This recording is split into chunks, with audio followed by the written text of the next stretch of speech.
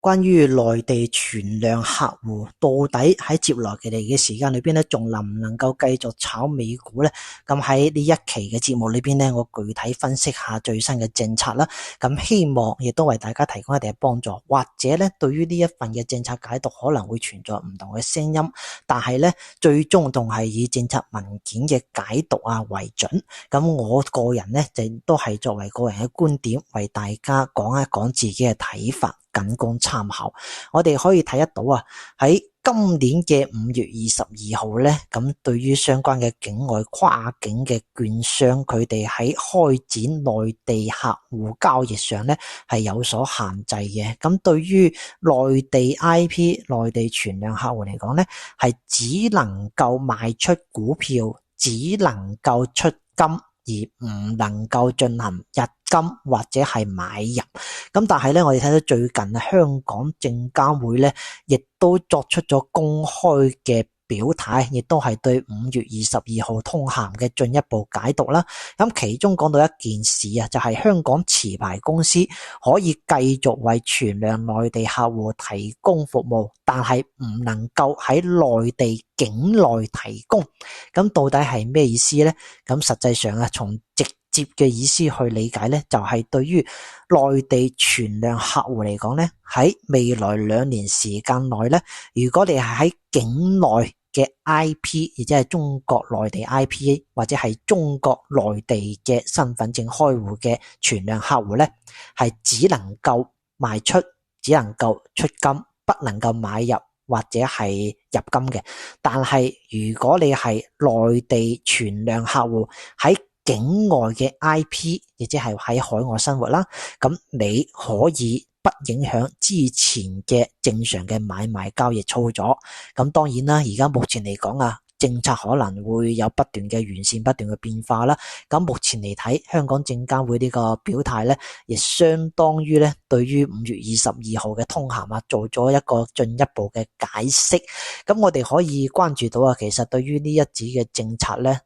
影響最大嘅係邊一啲嘅客戶咧？第一類咧就好似係香港券商賬戶嘅一啲存量客戶啦。正如之前通函裏邊提到嘅，包括富途老虎長橋或者係一啲香港本地嘅券商咁呢部分嘅客戶咧，佢喺具體嘅交易買賣裏邊可能會有一定嘅限制啦。咁2年內咧，佢哋如果喺境內 IP 進行操作咧，就只能夠賣出平倉同埋出金，但係唔能夠進行買入或者係入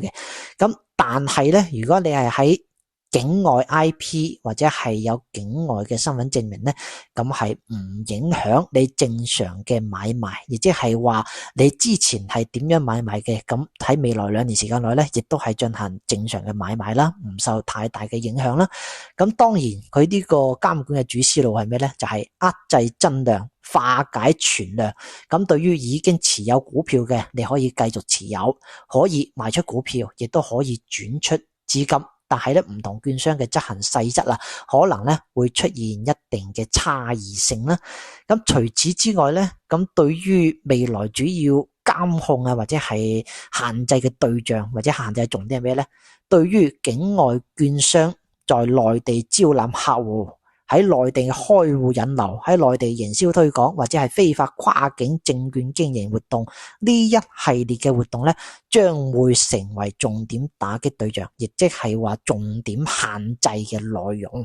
包括啱啱講到嘅喺內地推廣開戶喺內地開展投資顧問服務或者喺內地直接提供證券交易服務，呢個以後係不可行嘅，就只能夠係境內嘅有持牌機構、持牌金融機構先能夠進行展業，但係如果你係跨境券商冇牌照嘅，你就唔能夠進行相關嘅業務啦。咁當然啦，我哋可以睇到對於呢一個政策啦，咁係咪未來內地客戶要想開港股賬戶或者係要想開戶跨境開戶係咪已經完全封閉呢？咁實際上呢，唔能夠咁樣解讀。點解呢？我哋睇到最新香港證監會已經有一個最新嘅表態，內地居民依然係可以開立香港證券賬戶，但係呢，相關條件已經係明顯提高啦。例如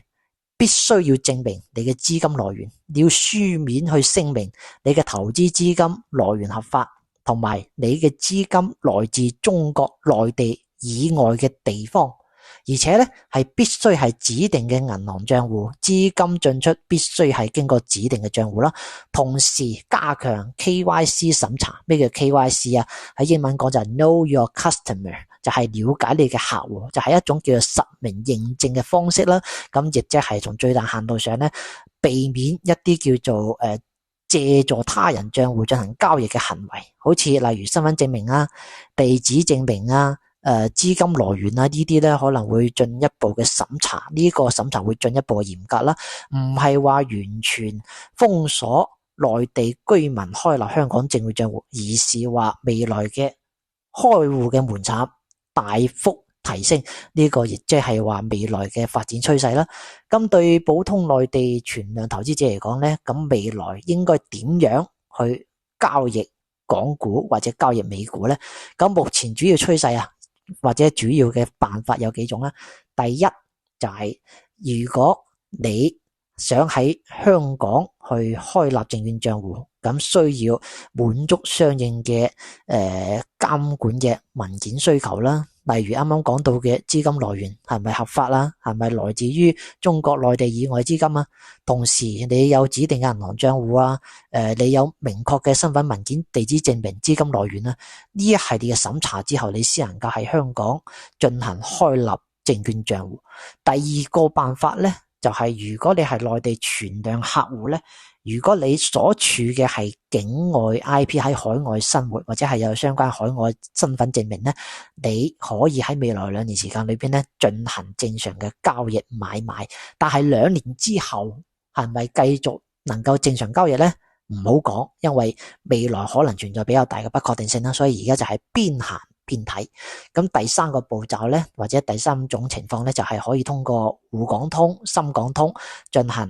買賣港股。當然啦，滬港通、深港通咧，佢唔係話所有港股都可以買，亦都唔能夠直接參與港股打新啦。咁亦都係有指定嘅或者係有規定嘅一啲港股先能夠納入港股通渠道啊。咁所以對於投資者嚟講咧，投資嘅局限性亦都係存在嘅。咁此外咧，亦都可以通過跨境理財通啊。如果你係粵港澳大灣區嘅投資者咧，咁可以通過跨境理財通進行交易啊。呢個咧亦都係合理合法嘅。咁除此之外咧，咁投資者咧亦都可以通過一啲 QDII 基金啊，或者係港股 ETF 啊、美股 ETF 等等啊，嚟進行間接嘅投資啊。呢個都係合乎規則嘅。咁所以咧，從整體上嚟講咧，呢一次嘅文件啊，可能市場本來嘅解讀係比較利空啦，但係而家從香港證監會嘅呢個態度嚟睇咧，咁實際上咧亦都係存在好多靈活嘅空間啦，可操作性亦都係明顯大於市場預期嘅。咁最重要一點咧，就係即使啊你係內地存量客戶，但係喺目前嘅情況裏邊咧，你嘅賬戶資金係安全嘅。咁所以大家唔需要太擔心你嘅資產資金話會發生變化嘅風險啦。當然，如果從未來嘅呢個發展趨勢嚟講咧，咁遏制增量，逐漸化解存量啊，亦即係未來嘅一個發展趨勢咧。